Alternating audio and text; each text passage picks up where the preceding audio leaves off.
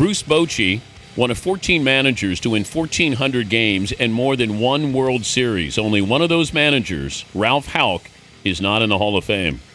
He's now one of 3 managers in Giants franchise history to win 2 titles, 8-1 in World Series games, and Bruce is only 57.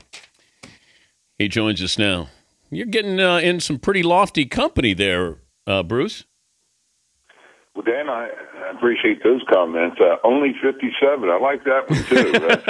That's one I really like, because right now I feel like I'm 77 after that wild ride. But, humbling comments you just said. But we just had a great ride there that I'm still amazed at what these guys accomplished.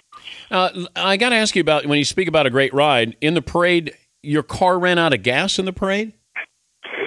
Yeah, I guess I should have chipped in $20. I mean, it's a Rolls Royce, and I thought I was covered for that ride. And ran out of gas. Had about 100 yards to go, and we had some people pushing the car. I say my legs work, so my wife and I, we got out, we walked a little bit, and believe me, I bet I had 50 texts on that. You know, you couldn't get a better car to ride in, but that parade it's off the chart. We're blown away. The outpouring of support from the city, the fans, and it's just a special day. You talk about the ring and the championship, but I can promise you that all the players, they'll be talking about that parade for the rest of their lives. It's a memory that stays with you. Would you rather, if I said you could have won in 6 or 7 instead of a sweep, just as a baseball guy, I mean, was the sweep a little bit boring or anticlimactic? Well, not for me, to be honest. Now, if I'm a fan, or if I'm not in the postseason, I want it to go 6 or 7. But with what we were looking at, well, we had weather coming in, as you know. It's a shame what's happened with this hurricane, but we knew that was coming in. Then we had Verlander thrown the next day, and we know how fast the momentum could go. So for myself and all the players, no, we were glad it was over for. Would you have pitched Verlander in Game 4? I wouldn't have. I was in the same situation with a couple of my pitchers during the postseason, and I just don't like moving guys up. If I didn't have the depth in the staff, they did, we do. I don't think you do it. And I'm also, when I'm watching Game 1 and Sandoval hits 3 homers, he hits 2 bombs off Verlander, and I thought, okay, you had him that day. It was Game 2 when you had Prince Fielder trying to score from first base in the second inning, and I got the feeling the Tigers were a little bit desperate there, a little bit nervous. I don't know what you thought, obviously with that deep pitching staff, but after Game 1 and you saw Prince trying to score from first base on a double with nobody out, what did you think the Tigers were trying to do? Well, the ball went down the line, and it's the toughest call for a third base coach. And the way it carried him off looked like it was going to get past Blanco, and it looked like an easy score.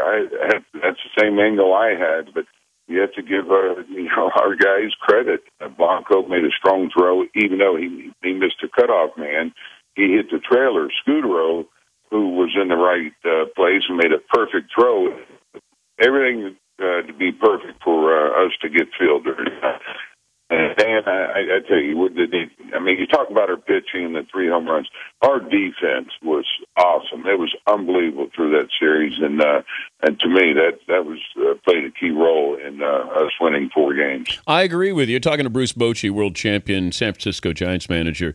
Tom Verducci wrote SI.com. He said that if the Giants go on to win the World Series, they should use this video as not only commemorative video, but also as an instructional video. I thought you guys played textbook baseball from start to finish. I thought it was an unbelievable testimonial to those guys who did the small things in that series.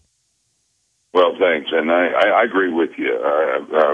Those guys did. They executed the pitchers. It started with them, with how they pitched. But Crawford, he's such a gifted shortstop. And, well, their last inning, the 10th inning of their last game, sure, Terrio got the hit, and Scudero knocked him in. But here, I was going to hit for Crawford at Arias up there if Terrio doesn't get on. Well, once he got on first, I put Croft, I put him back in there to bunt off Coke, a lefty that throws 95, and he lays down a perfect bunt. And it's not that easy. I know a lot of people think it's easy, but lefty on lefty throwing that hard, and so those little things to me won that series for us.